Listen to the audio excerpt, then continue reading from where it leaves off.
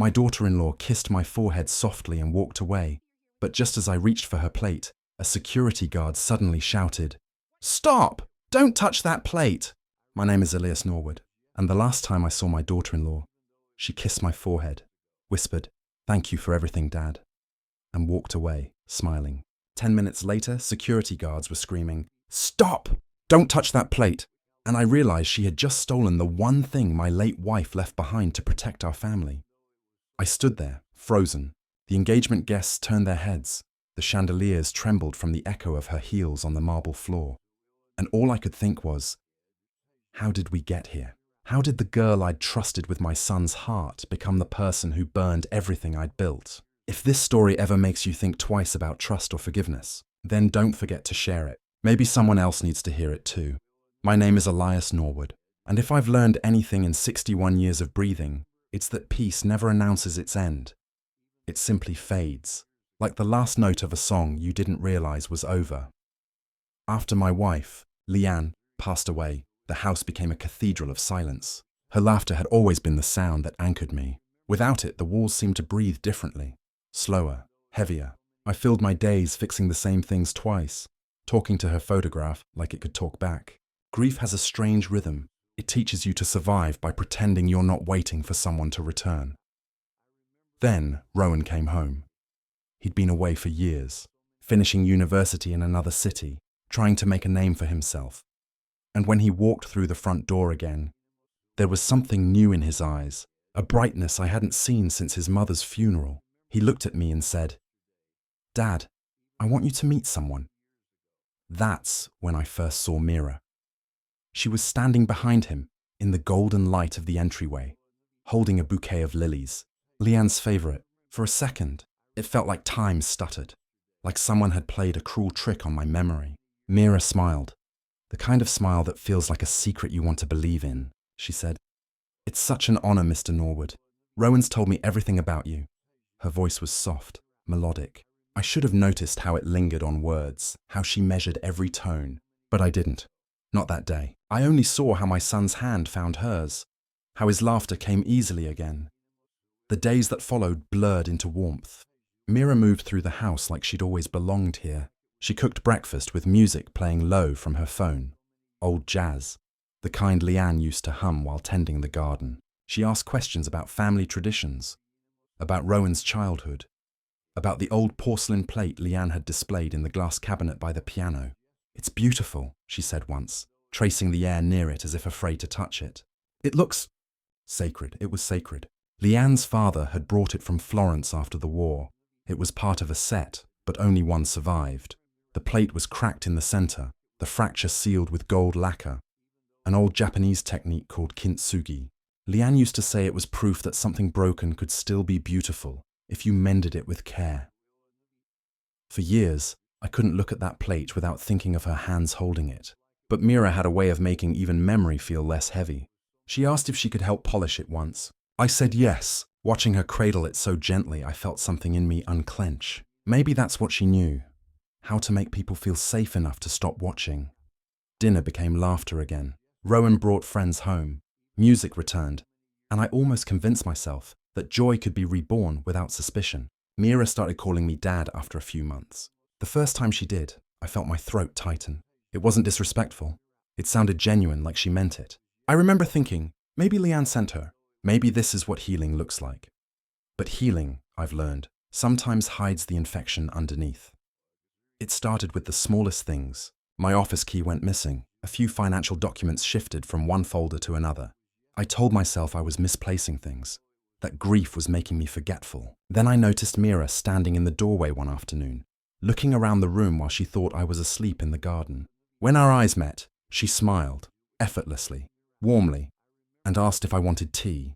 I said yes, and yet, that night I couldn't sleep. Rowan told me he was planning to propose. He was radiant when he said it, his hands trembling the way mine once had when I asked Leanne to marry me. I told him I was happy for him, and I was, but somewhere deep inside, a small, uninvited unease began to bloom. On the night he gave her the ring, Mira leaned into my shoulder and said softly, "You've raised the best man I've ever met." Her perfume was faint, lavender, like Leanne's.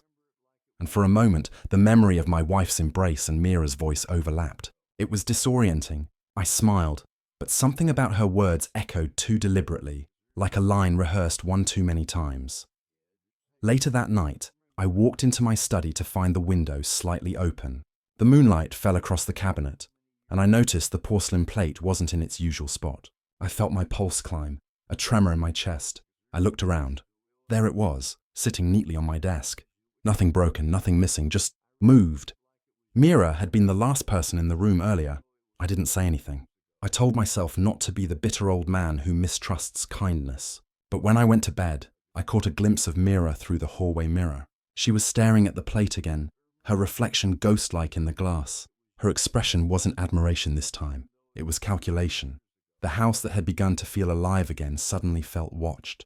Every echo of laughter carried a faint edge of something else, something that made my bones ache with recognition. I didn't know it then, but that night was the last quiet one I'd ever have in that house. The next morning, Rowan told me he and Mira were moving in permanently, and I just nodded, unaware that I had already opened the door to my own undoing. They say trust doesn't break in a single moment.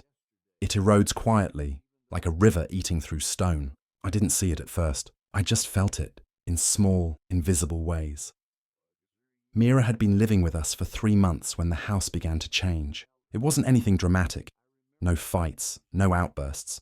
Just a shift in air, like someone had moved the furniture of the soul around when I wasn't looking. She reorganized the kitchen, for efficiency, as she called it. Leanne had always kept things in a certain order. The mugs by the window, the sugar tin beside the kettle. Little rituals that made the place feel like home. Mira changed it all without asking.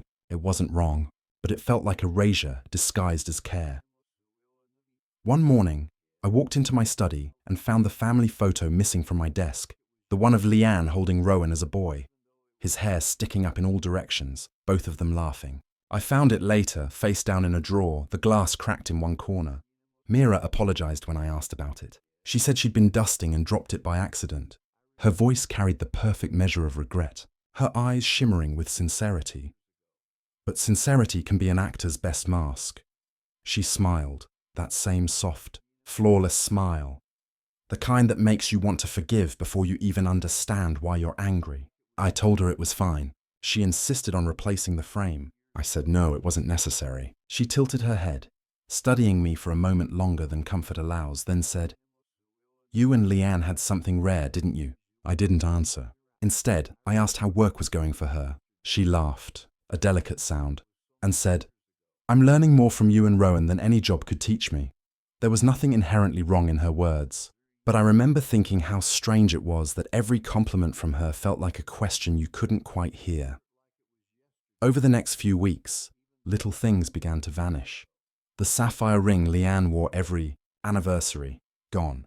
A watch my father gave me before he died, gone. Even Rowan's old guitar, the one he promised he'd play at his wedding someday, disappeared from the attic. When I mentioned it, Mira frowned and said maybe we should hire new house help. "You never know who you can trust these days," she murmured, pressing her hand to my arm, as if consoling me. I should have told Rowan right then. I should have spoken the words that burned in my throat. But every time I tried, I saw the way he looked at her, like she was sunlight he didn't deserve. And what kind of father would I be to take that away? Then came the night that sealed my silence. Rowan had invited friends for dinner. A small celebration, he said, just a toast to their upcoming engagement. Mira was radiant, moving through the dining room in a deep green dress that shimmered like forest light. Everyone adored her. They called her graceful, sweet, refined. She laughed at their jokes, touched Rowan's hand, and even served me a slice of my favorite lemon pie. But when I lifted the fork, I noticed something. A faint streak of gold dust along the porcelain edge of the plate she'd served me with. It wasn't ordinary plating dust. It was the same gold lacquer used to repair Leanne's heirloom plate. I knew that colour, like I knew my wife's handwriting. When I glanced at the display cabinet later that night, one of the golden seams looked thinner, almost worn away, like someone had tried to test its strength. That was when I began watching her, not openly, but in silence from the corners of rooms. I saw how she moved when she thought no one was there, how she paused near the study door, her eyes flickering toward the drawers. How her smile lingered too long when Rowan mentioned his inheritance, a trust fund Leanne had arranged but kept private until their wedding. I found her in my study one afternoon, standing by the window again. I said nothing at first. She turned, startled, then smiled, pretending she'd come to water the plants. The watering can was empty. "Mira," I said quietly, "you ever feel like this house holds too many ghosts?" She looked at me for a moment, her face unreadable. Then, softly, "Maybe some ghosts don't want to leave, Elias. Maybe they like watching what comes next." Her tone wasn't cruel, but there was something chilling in its calm. I didn't sleep that night. The next morning, Rowan told me Mira had been helping him sort through some of the old estate files, things Leanne had kept sealed. "She's just trying to understand the family better," he said. "You should be happy she cares." I wanted to believe him. I did. But something in me whispered, she's not understanding. She's studying. A few days later, I logged into my bank account, and my password didn't work. Rowan explained that Mira had helped reset the online access since I'd been struggling with the new security system. I hadn't asked for any help. When I confronted Mira privately, she laughed. "Oh, Elias," she said gently. "You make it sound like I'm plotting something. You worry too much." She stepped closer, her perfume catching the air between us. "I only want to protect this family, like Leanne would have wanted." That name on her lips, Leanne, felt like a violation. Still, her eyes didn't flinch. And for one unbearable moment, I saw something I couldn't name. Not guilt, not fear, just certainty. That night, I sat alone in the dark, the plate glinting under the dim light of the cabinet. I thought about Leanne's words. "The things we repair with love become stronger where they were once broken." But what if the person holding the pieces only wanted to break them again? The next morning, I found a note on my desk, neatly folded, no signature, just 2 words, written in delicate handwriting I didn't recognize. "Trust me." I stared at it for a long time, knowing exactly who had written it, and realizing, finally, that I never would, because a smile can be many things. But the one Mira wore that day was a blade wrapped in silk.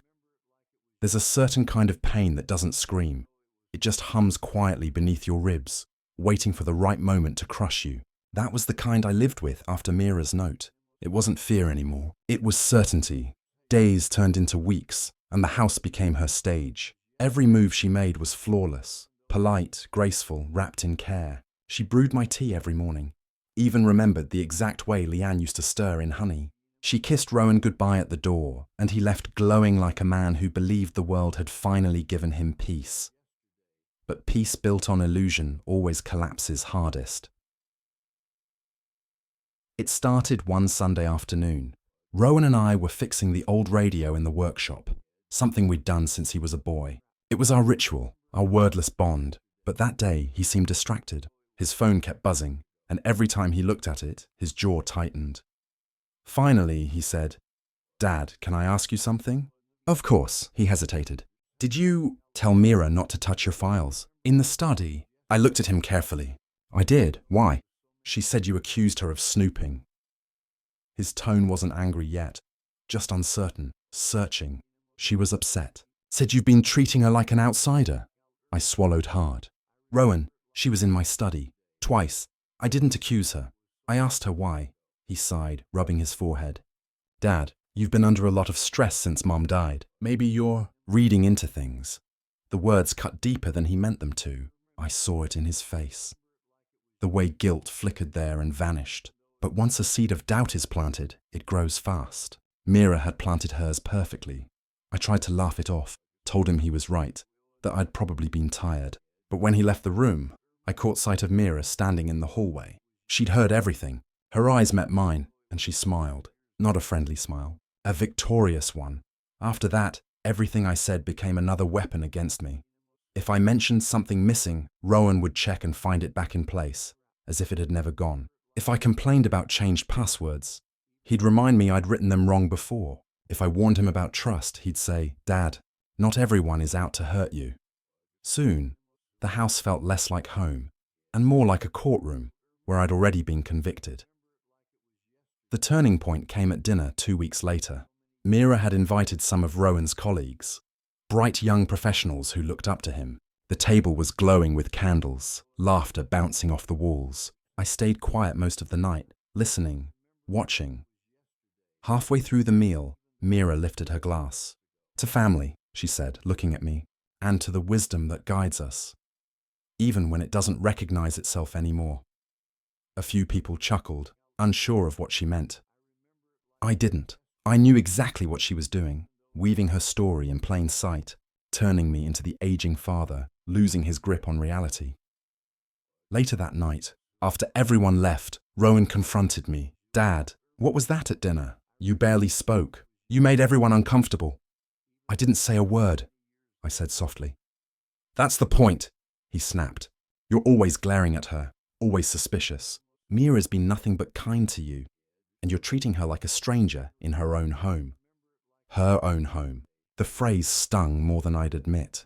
"Rowan," I said, my voice shaking, "there are things you don't see. She's not who you think." He slammed his hand on the table. "Stop it. I know you miss Mom, but this isn't about her. You can't just tear down the only person who's made me happy in years." And then he left the room, leaving silence in his wake. Mira appeared seconds later, holding a cup of tea, her eyes wide with faux concern.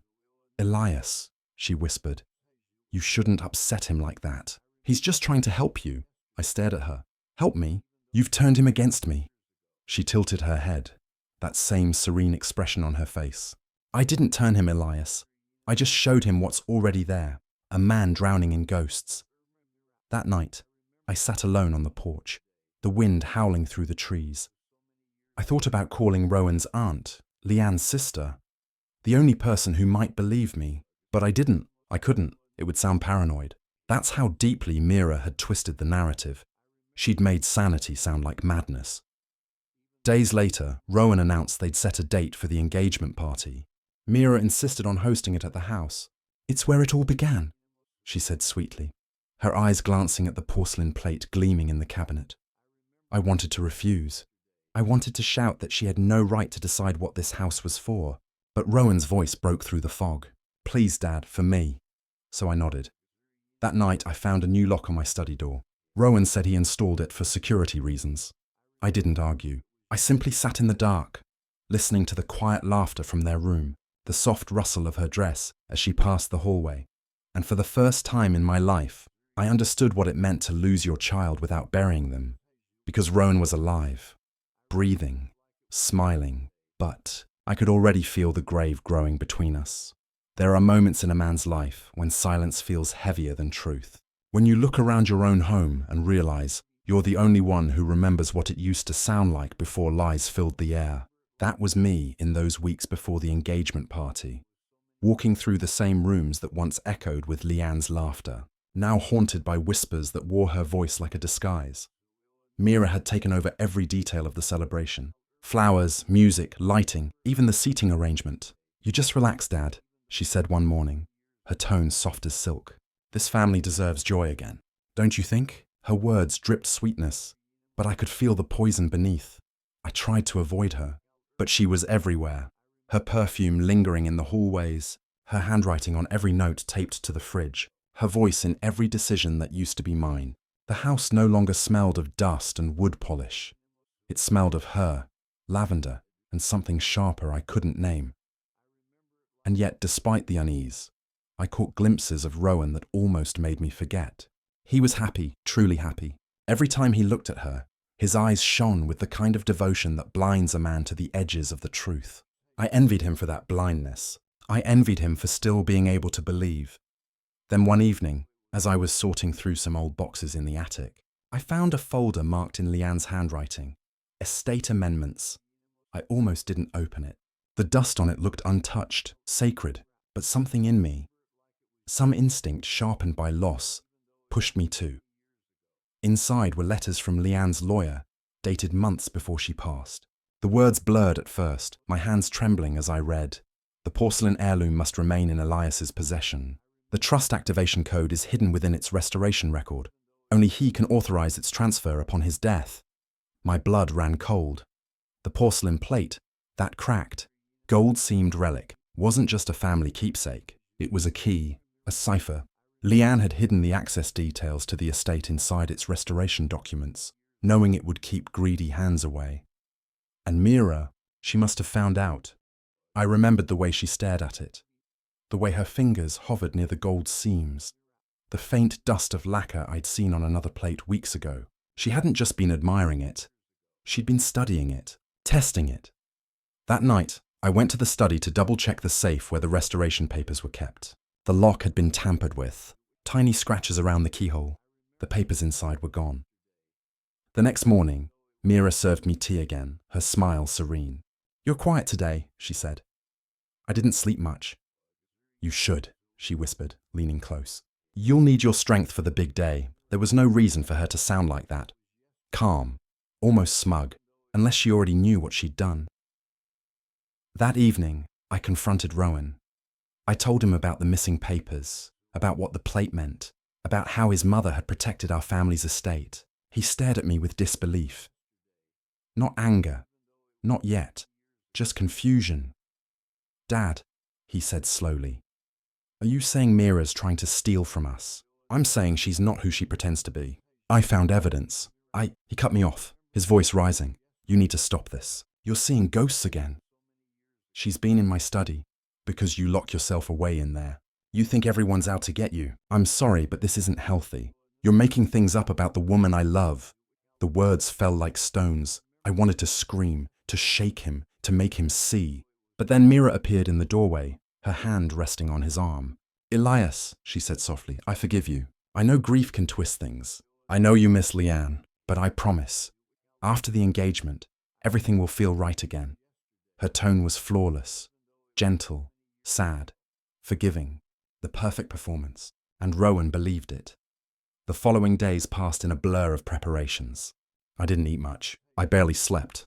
Every time I closed my eyes, I saw Leanne's face, heard her voice saying, "Protect what matters, Elias. Not everything broken should be mended by someone else's hands."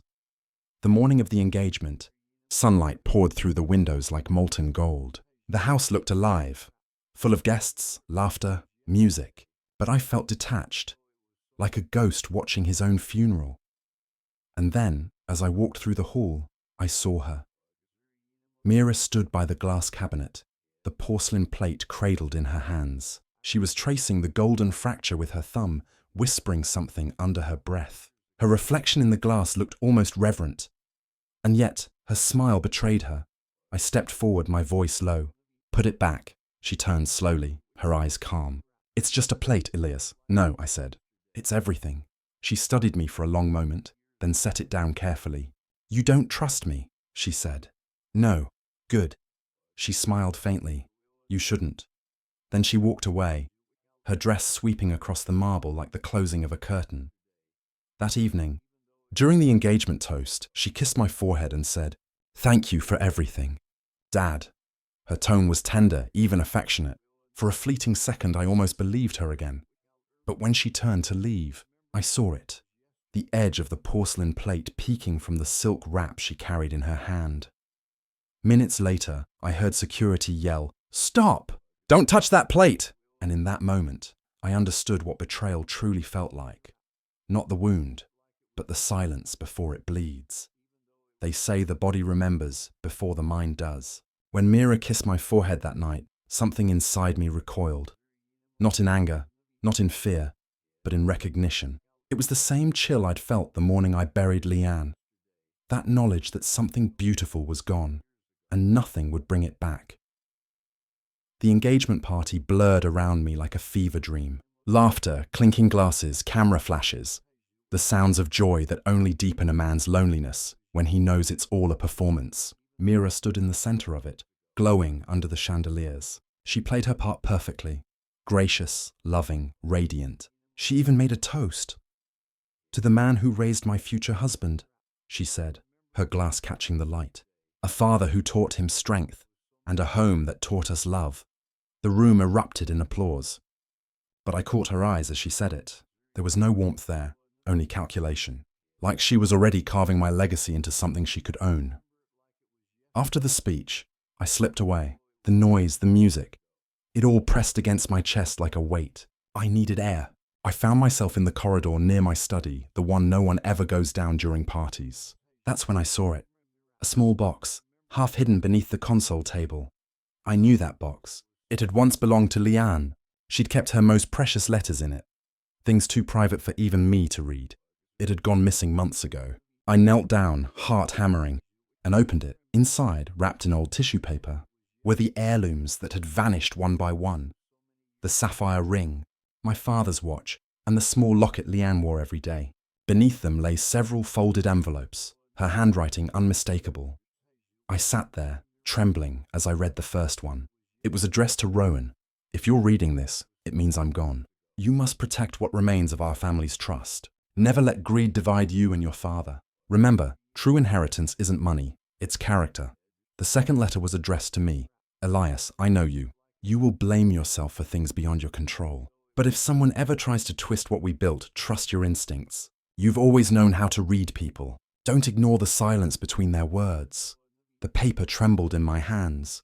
Mira had hidden these letters. She'd stolen not just the heirlooms, but Leanne's voice, the very proof of who she was, and now she was about to steal everything else. I put the items back carefully, sealing the box just as I heard footsteps. Mira appeared at the end of the hall, still in her emerald dress, holding a glass of champagne. Looking for something? She asked. No, I said. Just getting some air, she smiled, leaning against the wall. You know, Elias, I really do care about this family, even if you can't see it yet. I've seen enough, I said quietly. She laughed softly, taking a sip. Then I guess it's time. Time for what? She tilted her head, eyes glinting. For the old to make way for the new. That's how families survive, isn't it? Before I could respond, Rowan's voice called from the main hall. Mira straightened, her smile snapping back into place. She placed a gentle hand on my shoulder. And that's when she did it. She leaned forward and kissed my forehead.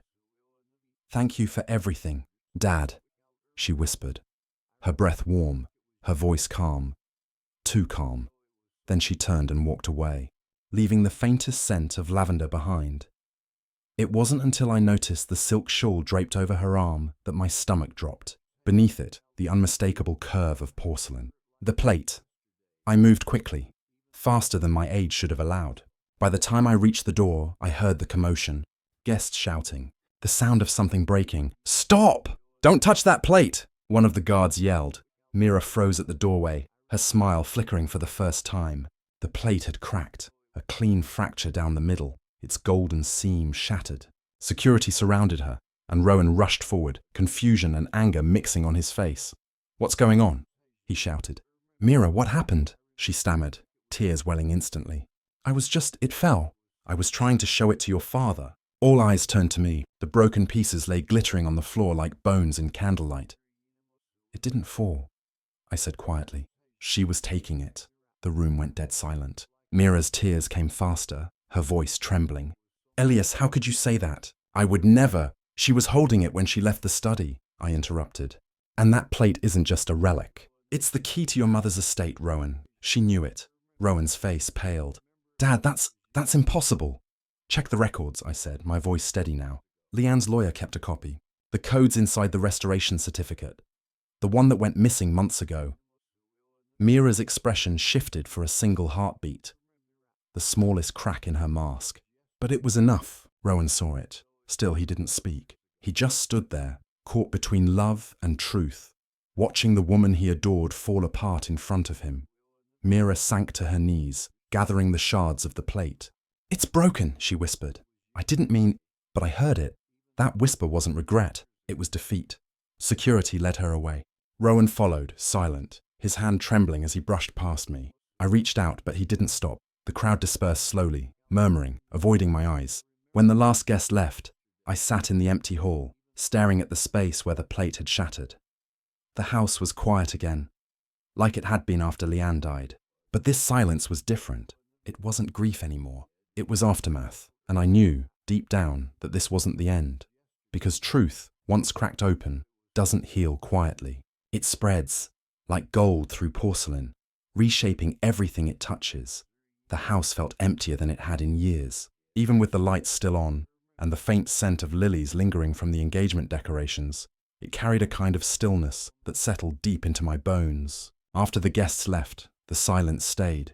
Not peaceful, not cleansing, but tense, like a held breath that refused to let go. Mira was gone by morning.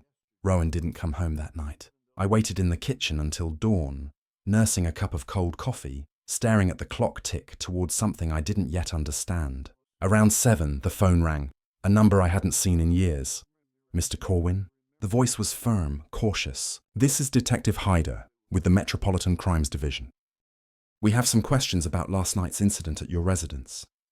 The words barely registered. All I could think of was the way Mira had looked at me before they led her out. Not afraid, not angry, but calculating.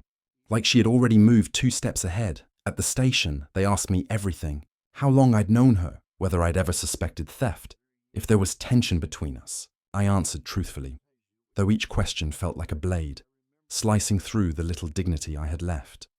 When they finally released me, Rowan was waiting outside. He looked hollow, like the world had drained out of him overnight. "She's claiming you set her up," he said, voice flat. "Said you hated her from the start. Said you forged those letters to turn me against her."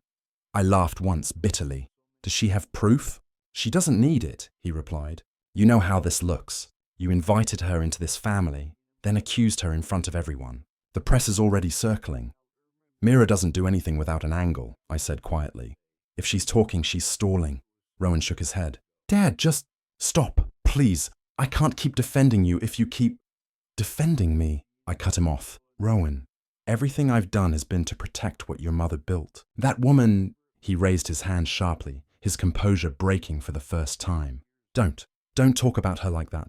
You don't get to weaponize her memory." The words hit harder than I expected. My throat closed.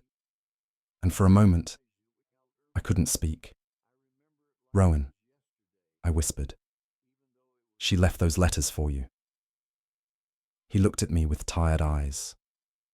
Eyes that no longer sought truth, only relief.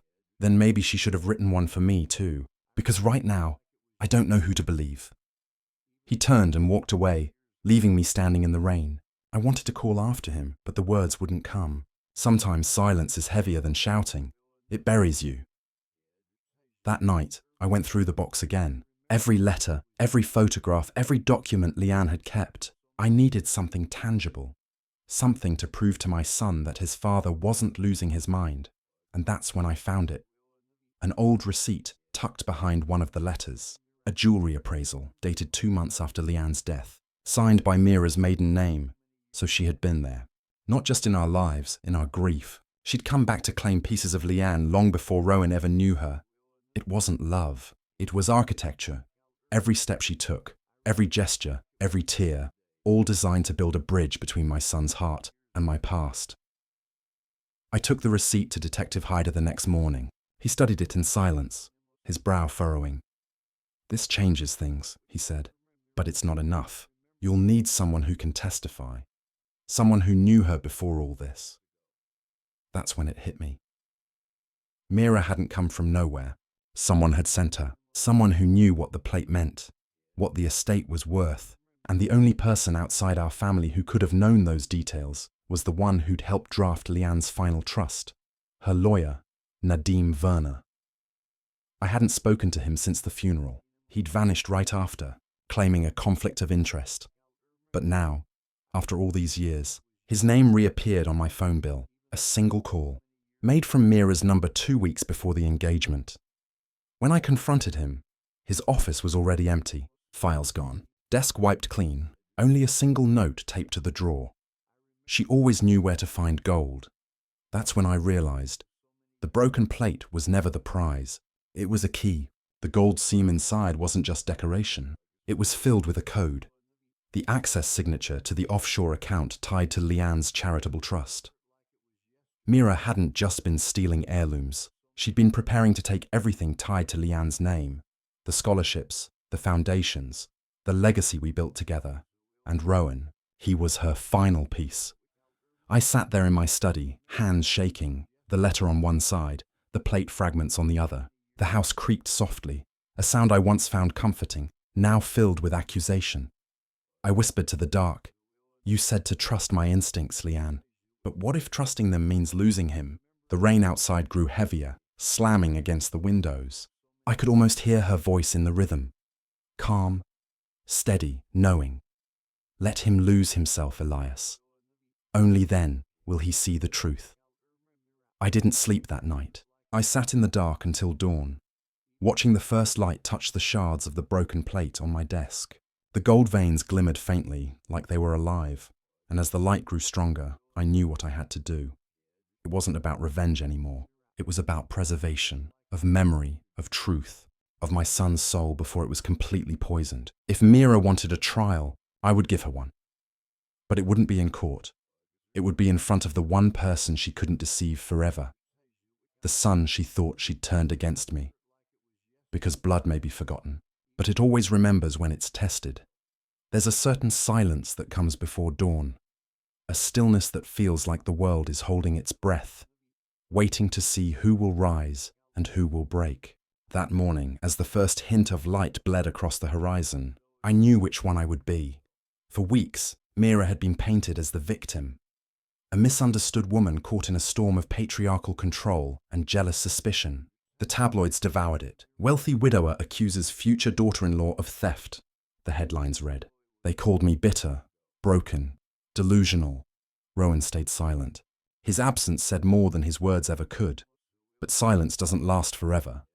Detective Hyder called just after sunrise. Corwin, he said, we've traced the gold in the plate fragments. It wasn't restoration material. It was a conductive alloy. Your wife's plate wasn't just decorative. It was a vault. He paused. And the signature it held? It's been used. My heart stopped. When? 48 hours ago, he replied. Funds transferred to a shell company in Zurich. The account holder, a Mr. Werner.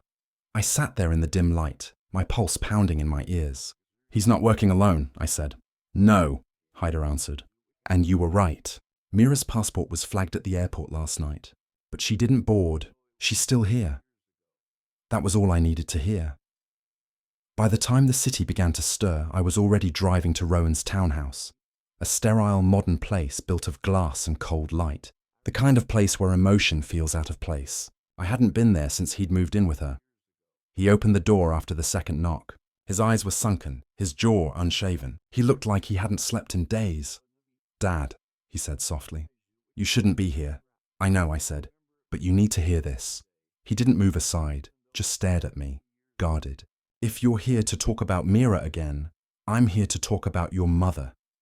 That made him flinch. For the first time in months, I saw the boy he used to be, vulnerable, searching.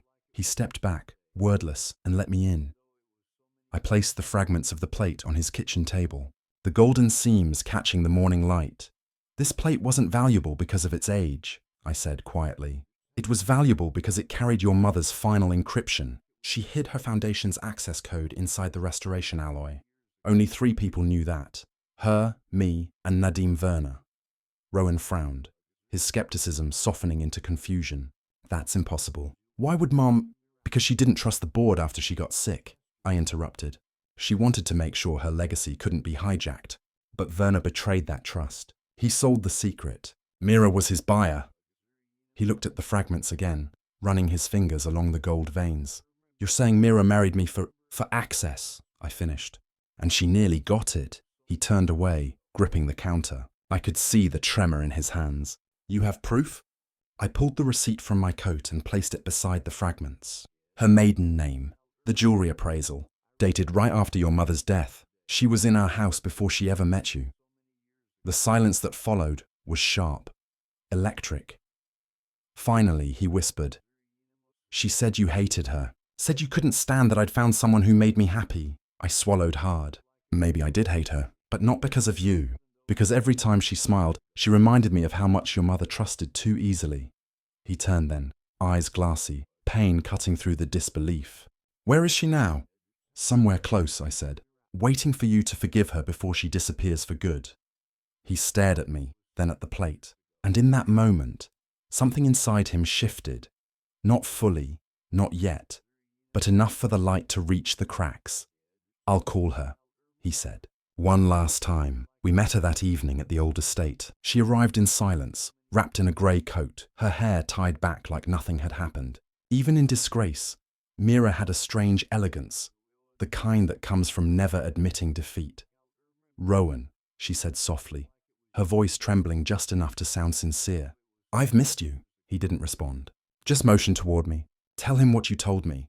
Mira's eyes darted between us. "I don't know what you mean." I placed the fragments on the table. "You used the gold seam. The code inside it transferred the foundation funds. You and Werner planned this from the start."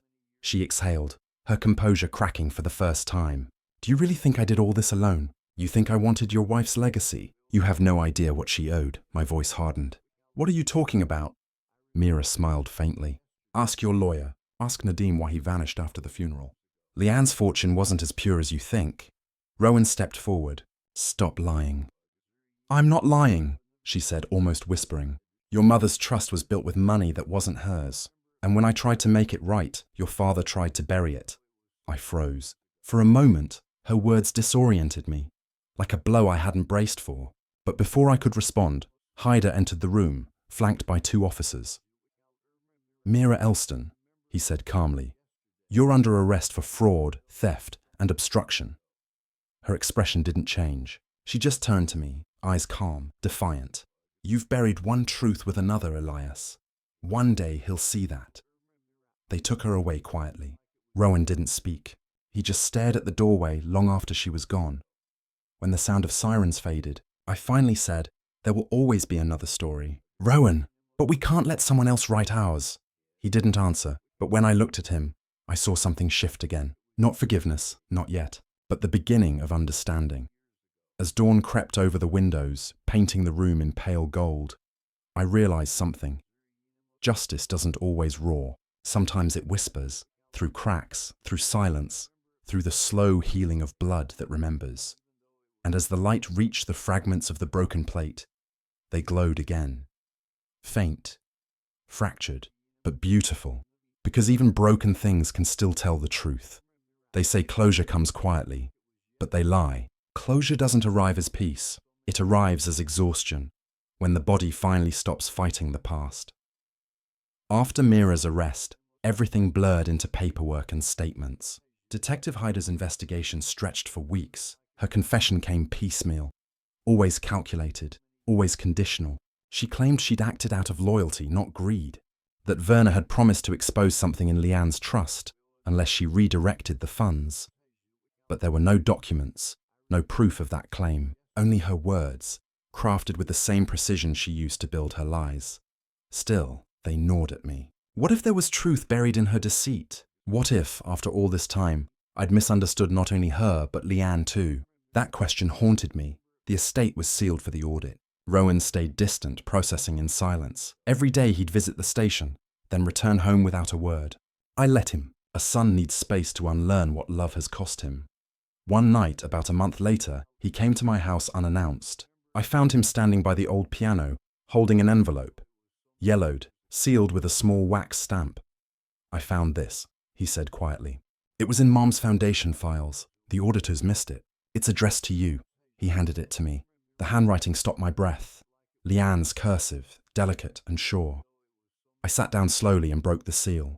The letter inside smelled faintly of cedar and lavender. Her scent, still somehow alive after all these years. I began to read. "My dearest Elias, if you are reading this, then the years have already carried me somewhere beyond your reach. I imagine you sitting in the study, your hands trembling the way they do when you pretend they don't. You've always wanted to control every ending, but love doesn't end, Elias. It changes form. There is something I never told you. When I built the foundation, I accepted money that didn't belong to me. Werner arranged it, said it was a private donation. I wanted to believe him. I didn't see the shadow behind the gift until it was too late. By the time I confronted him, I was already sick. I left clues in the restoration code.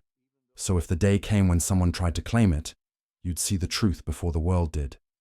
Don't chase vengeance, my love. Chase clarity. Let Rowan build something cleaner from what I leave behind. And when the cracks appear, in the family, in yourself, fill them with gold, not rage.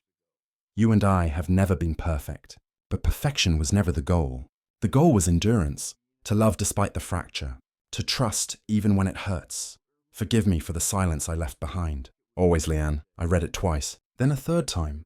The words blurred under the sting in my eyes. When I finally looked up, Rowan was watching me. No anger this time, only grief. So she knew, he whispered. She knew everything. Yes, I said. My voice cracked. And she trusted us to fix it. He nodded slowly, his gaze falling to the fragments of the plate displayed on the mantel. You kept them. I couldn't throw them away, I said. They're all that's left of her message. He walked over, picking up one of the shards. The gold lines caught the firelight. It's strange, he murmured. Even broken, it's beautiful, I smiled faintly. That was her lesson. Nothing stays whole.